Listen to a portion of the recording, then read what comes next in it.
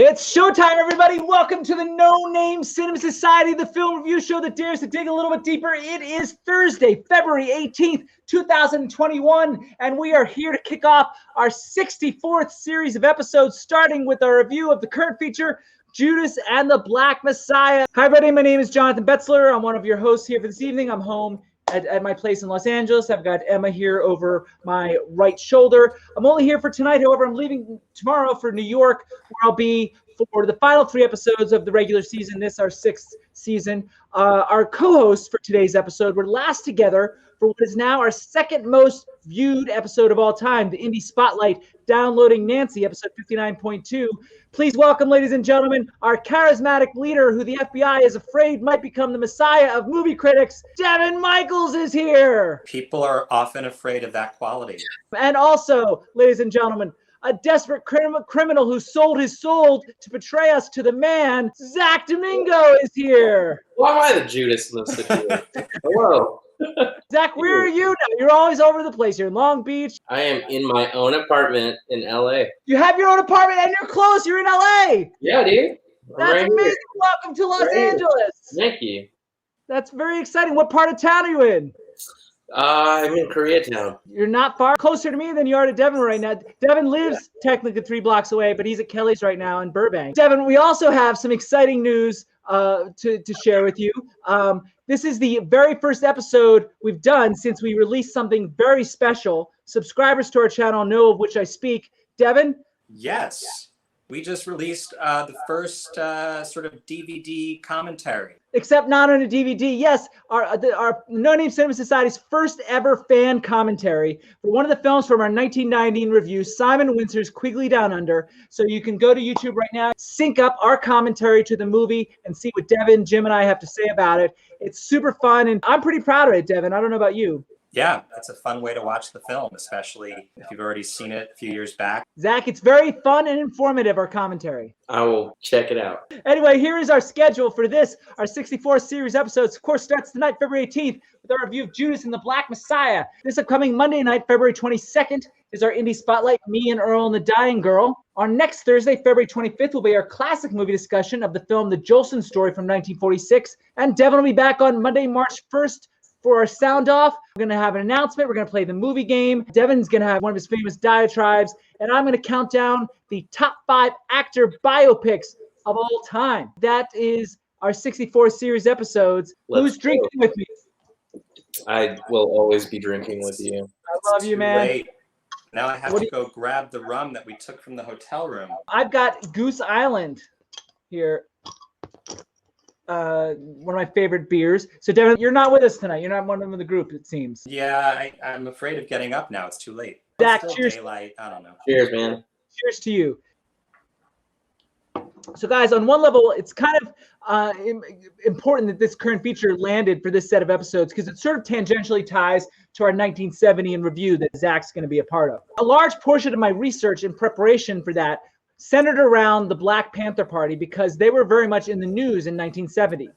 The trial of the New Haven Nine at Yale while Devin was a student there, covering the events with his girlfriend Hillary Clinton at the time for the school paper. The incidents from that trial were mentioned a few times in this film. And of course, the lawsuit mentioned at the end of this film was in 1970. Both of those events were the first to expose the role of the FBI in the situation with the Black Panther Party. After a few documentaries I watched early in 2020, I walked away feeling Fred Hampton could have been the answer for the party whose national leaders, Newton and Bobby Seale, were more problematic. I also walked away feeling Fred Hampton was a hero, and without knowing this had been made, I thought a movie about his rise and fall would be great. So we'll see if I turned out to be right about that. All right, guys, you ready for the summary? Summarize it, bro. Do it. All right, time to summarize. Judas and the Black Messiah. In the late 60s, Chicago-based car thief William O'Neill gets offered a deal by the FBI to become an informant in their war against the Black Panther Party, and specifically against the most inspiring and charismatic member of the party, Chicago chapter chairman Fred Hampton. How was that summary? Sounds like it's off the box. Yeah. I didn't take it off the box. Wrote it myself. The opening thoughts. Devin's terrible at opening thoughts. So, Zach, you get to go first. How'd you feel about the film? I enjoyed the hell out of it, and it sent me into a Wikipedia spiral. Devin.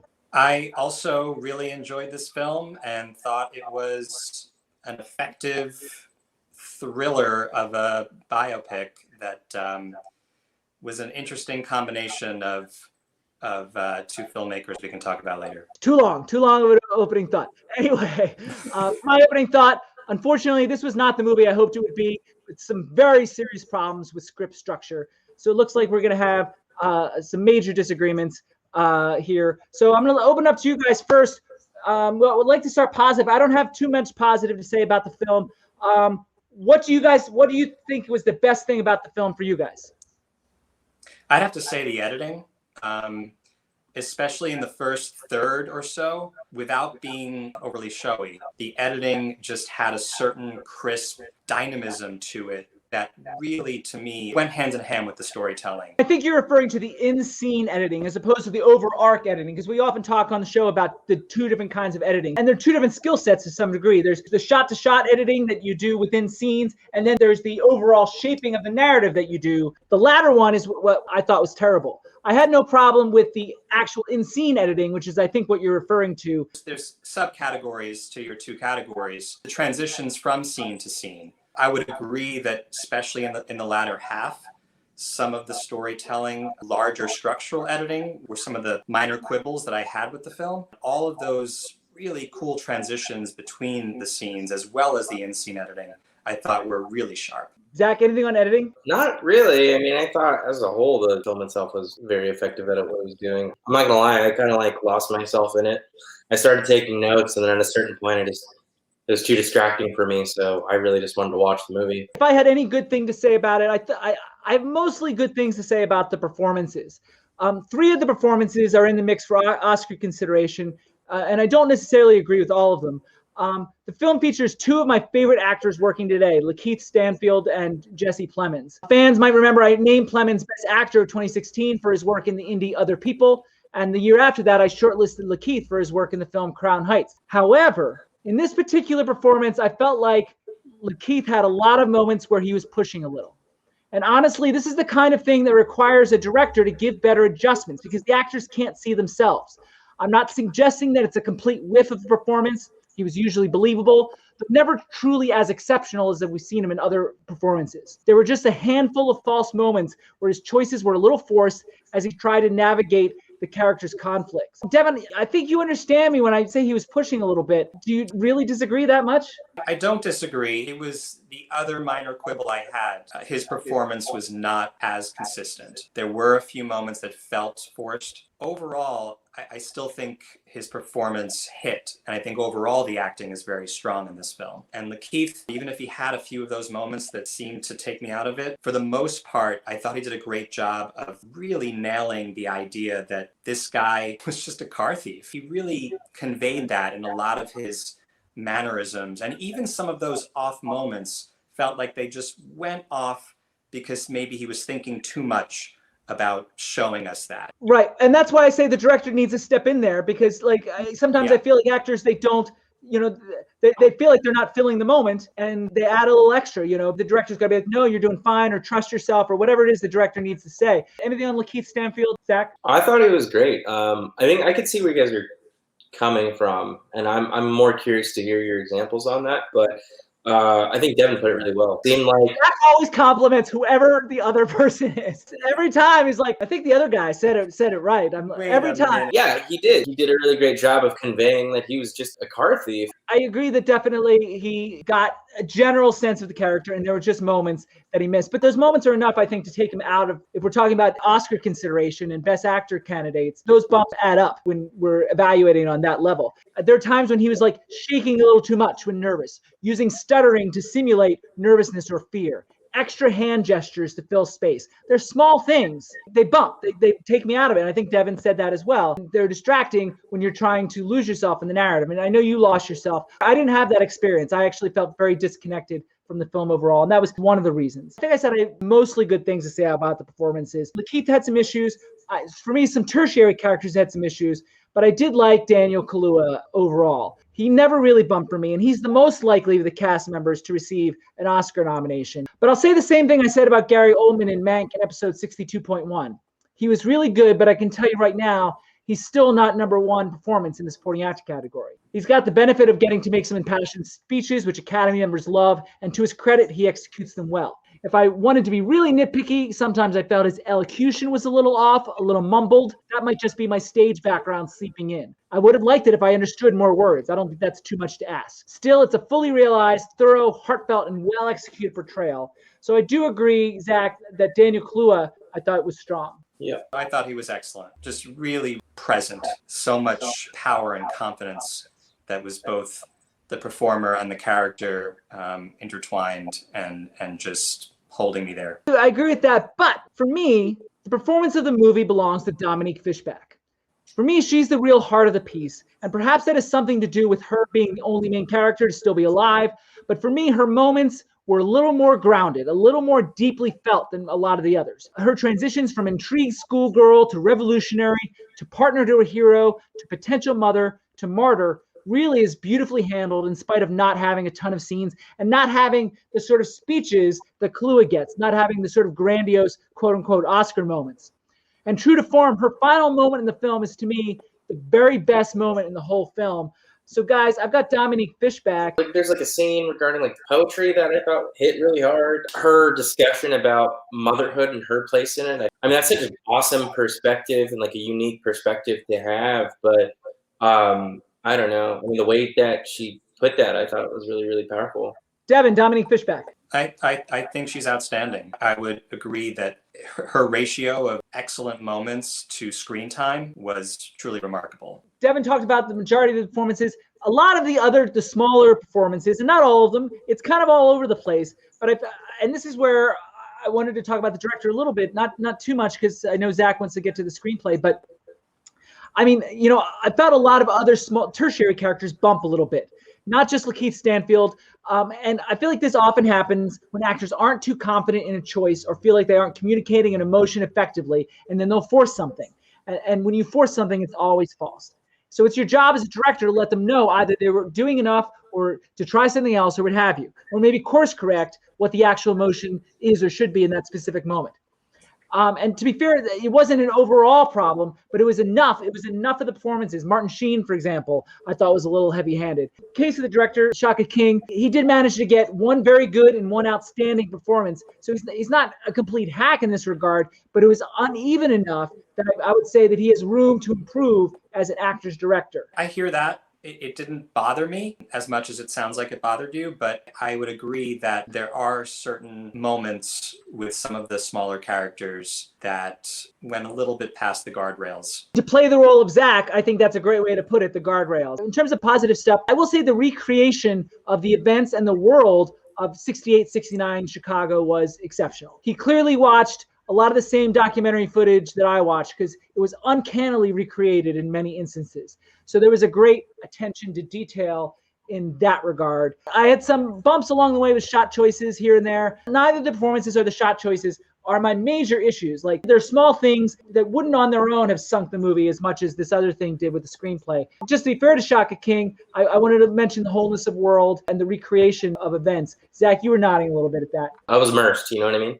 Felt like I was there. It was great. Absolutely. I definitely felt immersed in that time and place. And this might be the time to mention what I was starting to get at with the opening statement, which is obviously this is the kind of film in terms of the subject matter that you could see a filmmaker like Spike Lee making, obviously. I felt like it was a welcome departure from some of the ways that Spike Lee puts his own stamp on everything. To me, it was a combination of some Spike Lee elements with some elements of a more straightforward storyteller like Sidney Lumet. I felt that there were moments that had that verite of the 70s, of some of those films like Dog Day Afternoon. It just popped into my head. I was like, oh, it's like a Spike Lee film, but directed by Sidney Lumet. And I meant that in a good way. Overall, it felt like straightforward storytelling. I don't agree with the Sidney Lumet comparison in the sense that there was a distance that Sidney Lumet had from his characters, a beautiful distance that allowed for the grittiness. I feel like this lacked the grittiness of a Serpico or Dog Day Afternoon kind of thing, largely through the shot choices and the editing. Not to disagree with you again, but I feel like the speed of the edit, something Lumet did a lot of, is he would have patience sometimes with shots and let them play out, let things happen as if we're a casual observer. There was way too much manipulation in the shot choices, whether that be going too close in the close-ups, letting us know what to feel or what have you. Like, I see where you're headed. If that was an intention, he sort of missed some elements of Lumet, but I might be taking your comparison maybe too literally. A bit of a anti-style to some of the storytelling. There was something that was fairly simple in just letting the drama play out. The anti-style, another good way of putting it. I agree with that, and I did appreciate that in moments. He sometimes liked to take the camera off the sticks when doing singles. So he's mixing handheld and static shots, like do a master shot on sticks and then take it off the sticks. And there's a trend where directors sort of, do handheld for singles to sort of give a sense of movement and then sort of random movement. Mm-hmm. And I think that's actually kind of a little forced, and it's not born out of the story. Yeah. So those moments bump for me, but there's some really nice camera movements. The introduction to Bill O'Neill when he goes into that bar is all one long take. That was very high quality filmmaking. So there's moments for sure. But I really appreciated there were a lot of very slow dolly shots. It's clear that Shaka King is a youngish director, and so what we're seeing here is moments of potential that in this movie, as far as I'm concerned, it sounds like you somewhat agree that he hasn't quite put it all together yet, whether it's directing actors or knowing exactly the right shot to shoot. And that's okay. It's a development process, learning to be a filmmaker. There's a couple of bumps. There's potential as well. Yeah, I could agree with both of you guys actually on that. I think Zach, I got one in there. I think you guys both kind of sold me on it a little bit more. I almost wanted to see them kind of do more with the cinematography. Sometimes the basic master shot and the basic single is the best thing for the scene. You might be right. I don't know. It felt very cut and dry for a lot of it. Well, I think that's what Devin sort of liked about it. The one thing I'll say about style, it's a high risk, high reward scenario. I'll put it that way. You better be sure it comes from the story. Like you got to be sure that whatever stylistic choice you want to do, it comes from an organic place. Otherwise, it's just on an acid. So there's a quality that's sort of that restraint. Mm-hmm. So it sounds like you guys want to hear about my major quibble, and what I said in my opening statement is, I think that this movie sinks because of the screenplay structure. It's a matter of perspective. This film is sprawling with so much effort put into the facts that I feel like it mostly loses sight of the actual characters. Factual and topical films are challenging, and while on one level I appreciate the film wanting to get some of the FBI perspective, it muddles the narrative and takes away time from the primary issues at hand. One example I would use is a film from our 1988 review, which the incidents in the film are actually referenced in this film. You know what film I'm talking about, Devin? Oh, Mississippi Burning. Mississippi Burning. The film isn't better, Mississippi Burning, because it's from a white perspective. It's better because it's from a focused perspective. So when this film cuts to the incident with Jimmy, for example, which then leads to the incident with Jake, it loses its momentum and is a sidetrack from the journeys that this film, I think, needed to be about. And that's the most egregious example of many examples where they take us away from the thrust of the narrative. And I think the solution here lies in the title.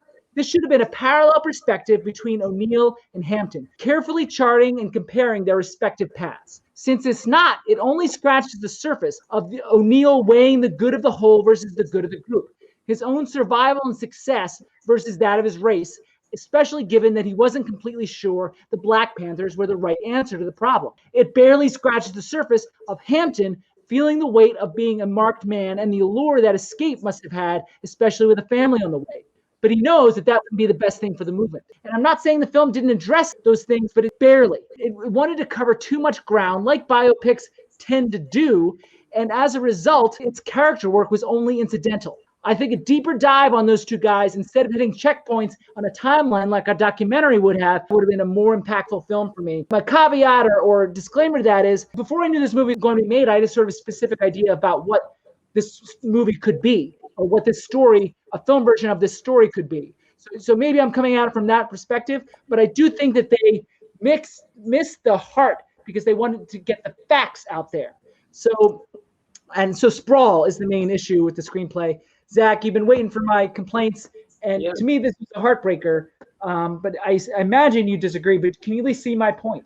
Yeah, I mean, I don't even fully necessarily disagree with you completely. Like, I actually see where you're coming from. I mean, I don't think I share exactly the same opinion. Like, it doesn't bother me as much as it seemed to have with you. Yeah, I can see where you're coming from. I mean, yeah, it's a lot. It's the missed opportunity that I think bothered me the most, because I do think that the story itself is fodder for great cinema, especially if you're angry about current events. I understand the filmmakers need to try and get that thing in here. The killing of Jake Winters, for example, it didn't have a place in the story of O'Neill. It was a dramaturgical issue. I feel like I'm more critical of it because it's a missed opportunity. Like when you lose potential like that, that's when maybe I'm a little harsher. Devin. I agree. I really do share that same issue with it. I think that there is some sprawl in the second half. It interfered with the emotional impact. I'm bringing it back. That's exactly what it's about. It interfered. It did. And I was slightly disappointed by that, considering what could have been in terms of what the title suggests with that parallel. What's interesting, though, about that, in many ways, it's the opposite of the Passion Play. And in this case, the one who's trying to focus more on his own individual need is the Judas. And biblically, Judas is the one who was the Malcolm X of his time and wanted more action and wanted more revolution. Yeah, and I think at one point they tried to throw that in. Yeah, with the C4. With the C4 thing, yeah. It sounds like we're in mostly agreement, guys. The difference, I think, seems to be the degree with which it affected us. Is that a fair thing to say? Yeah. Because it sounds like we're on the same page. It's just, like different parts of the page. I don't know. I've lost myself in the metaphor. But are we good to move on to the next section? It seems like we got a good segue there. Actually, can I? Yeah, I'm going to disrupt this a little bit. I'm curious to get your guys' thoughts on all the FBI stuff. I mean, it sounds like, JB, you had more of an issue with that than I think either of us, but also I see where you're coming from. I like the idea of seeing the FBI's perspective in theory. For sure. It didn't work in this film. It was a side track. With the way it was set up, it shouldn't have been a part of this particular film. The other FBI agents were a little heavy-handed to me. The idea of including their perspective, it felt wrong. Again, I'm going to use the word dramaturgically. It interrupted the momentum, and I think Devin used that word as well, interrupted. I agree with that. They almost pulled off Jesse Plemons' character being the heart behind Lakeith's character, the same way that Dominique Fishback's character is the heart behind Daniel Kaluuya's character. Jesse Plemons is such a good actor. Jesse Plemons is so excellent. We should have only met Jesse Plemons through O'Neill's eyes. Like, we should only see him when O'Neill sees him to maintain the perspective. There's a personal weight for me. Yeah, absolutely. And it's fact, and it's important to know. I'm just, but I'm not talking about the politics of it. Yeah, for sure. The art of storytelling. I get you. Any review that I do on the show, story is king. And so like that will always be the number one process, the number one criteria. Is shaping the story for. Like it is almost a living thing. Like it's an organic living thing that evolves, and you don't want to force stuff onto it for your own personal agenda, as noble as that agenda may be. All right, guys, I do need to move on. You guys cool? Yeah, cool. Devin's one of your favorite sections. What is it? Oh, is it the T word? It's the T word. This is where we talk about themes of the film. Davey, one of the founding members, used to not like to talk about themes. So when we did, we would talk about the T word. That's why we call it that. I've got a couple themes here. First one, I'm going to call the path to freedom and equality. And it's a long debated argument and continues to be wrestled with to this day. It's the old MLK versus Malcolm X philosophy argument.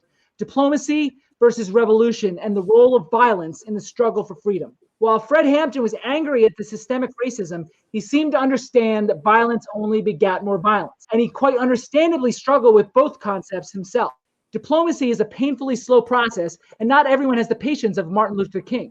And as one of our documentaries from our 1970 in review stipulates, even Dr. King started to get frustrated in the weeks leading up to his assassination. Part of the sprawl of the film was to show all these repetitive events of members of the party getting revenge on the police for one injustice or another. And that never ended well for the Black Panther Party. You kill one cop, they blow up your building, and they do it legally. So what I see in this film is the philosophical conflict hanging over events like a cloud that showed no signs of breaking and letting the sun through. And that's where the title comes into play again, as Devin was mentioning, because Martin Luther King versus Malcolm X philosophies was also the Judas versus Jesus philosophies, biblically speaking. Judas was the revolutionary. He was the one that wanted action. Jesus was the one who wanted more patience and diplomacy, for lack of a better word. In terms of achieving their own freedom in biblical times. That's my first theme. What do you guys think? I'm calling it, it's a philosophical argument, but I'm calling it the path to freedom and equality, is in what is the right path. And people talk about it to this day. Was Martin Luther King right? Was Malcolm, should have been more militant? So that's the thing that comes, off the screen to me first. What do you guys think? Yeah, I think that's the big one, and I think that's interwoven with the other theme you already intimated earlier, which is how do you balance the needs of the many with the needs of the few? That is my other theme, and I'm going to call it sacrifice in this particular case, the theme of sacrifice. We all give up something in order to achieve what we feel deep down is the highest goal, sometimes knowingly, sometimes less so. Obviously, Fred Hampton was willing to sacrifice his life, hoping that his example would lead the way for the movement and for generations to come. Bill O'Neill sacrificed his dignity, self-respect, and mental health in order to provide a better life for himself. As much as one might want to vilify him, given how oppressive white America kept its foot on the throat of black America economically, one has to understand the appeal of the dollars before they judge Bill O'Neill. I am less interested in money, and so I sacrifice money, long-term relationships, and a family, and a more comfortable life in order to make the projects I wanted to make on my own terms, and in order to do things like talk to you guys about movies today. I'm not going to speak for these guys, but I'm sure they too have sacrificed something big in their life for what they perceive to be a higher purpose. Historically, the sacrifices of Hampton and O'Neill might loom larger than our personal sacrifices, but individually, to us, they're still significant. We may not always even be aware when we're making those life-changing choices. O'Neill was thinking about the present and not the long term, and certainly not about posterity when he made his choice. But he did manage to live longer and make a life for himself with a family. I'm not saying he definitely got the better deal, but the argument could be made. Either way, that's the connection that I make between these two characters that I wish the film had made more of in terms of their parallel. The sacrifices you make are based on your primary goals, and I hope we all have the wherewithal to keep the long term in mind when we make those decisions that will impact us for the rest of our lives. Yeah, you articulated it beautifully. One of the ways that the film was successful in how it conveyed that theme and was relatable even to someone who's not having to fight all of those same battles was that focus on having to weigh your short-term comfort versus long-term high ideals. Every single human being has to weigh those decisions every day. And again, in Bill O'Neill's defense, his long-term ideals that you talk about are less tangible. It's a gamble because they may not even come to pass, whereas the money was very tangible. It had an immediate impact. Maybe it makes me a bastard, but I can see that point of view. Zach, anything? Either theme? I mean, I don't even really have much to contribute on that one. I think both of you guys said it, to be honest. Do you agree or disagree with either of the themes? No, I 100% agree with both of those themes. I think you guys both put it really well. But I'm sure Devin put it better, right, Zach? We're going to have a talk later, Mr. We good? All right, closing thoughts. Anybody have anything else they want to say? Closing thoughts? It's okay if we have we're running out of time. Sure. I don't know. I think having totally heard and honestly agreed with both of your guys' opinions, even the ones that maybe differed from mine, for all that this movie seems to get wrong, I think it was incredibly effective at providing some information as well as calling the viewer to some form of action or emotion. It's not a perfect movie. It does a really good freaking job at making me upset at something that is real and that happened back then and is still happening now. For me, it was an incredibly successful film in that regard. All right, guys, it's time to close things out. This is obviously our final set of episodes for the regular season, so I don't have a next current feature to announce. Per tradition, we'll be back Oscar week for our finale episode starting on April 20th for the top 10 films of 2020. Devin will be on that show. And Zach will be with me and Matt Polis for the 1970 in review on April 22nd. In terms of the 7th season of the No Name Cinema Society, that very much remains up in the air. We will have a 7th season if enough of the society wants to return, which is a big if, and we're back in movie theaters, the way films are meant to be seen. And when that happens, we will celebrate. It may not happen in 2021, however, but we hope so. It will happen. It's just a matter of when. The evolution of the virus remains a day-to-day prospect, so please stay tuned on Instagram and Facebook to see what happens with us in 2021. Our 64th set of episodes continues, however, on Monday, February 22nd. Matt Polis and Patrick will be with me for the Indie Spotlight. Me and Earl and the Dying Girl, our final indie from 2015, and that's coming up this upcoming Monday night. All right, guys, say goodbye to the audience. Bye. Bye. Good. They said it together. I can close out and say this meeting of the No Name Cinema Society is adjourned.